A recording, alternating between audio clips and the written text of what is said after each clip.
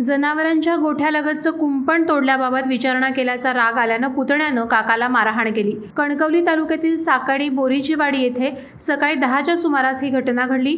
जखमी काकावर खासगी रुग्णालयात उपचार सुरू आहेत। मारहाणीच्या घटनेनंतर प्रकाश लक्ष्मण दळवी वय 66 राहणार बोरीचीवाडी साकेडी यांनी आज पोलीस ठाण्यात फिर्याद दिली।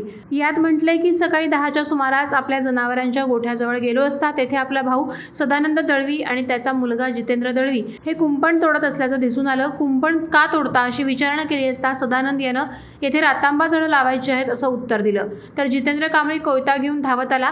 त्यानं माझ्या बापाला बोलणारा तू कोण असं म्हणत कोयता उलटा पकडून पायाच्या मांडीवर मारला। तसंच कोयत्याची लाकडी मूठ डोक्यावर मारली।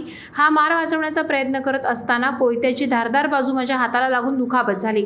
या मारहाणीनंतर जितेंद्र यांनी शिवीगाळ करून धमकी दिली असं प्रकाश दळवी यांनी फिर्यादीमध्ये नमूद केलंय। दळवी यांच्या फिर्यादीनंतर कणकवली पोलिसांनी जितेंद्र दळवी यांच्या विरोधात भारतीय दंडविधान कायदा कलम 324, 504, 506 नुसार गुन्हा दाखल केलाय।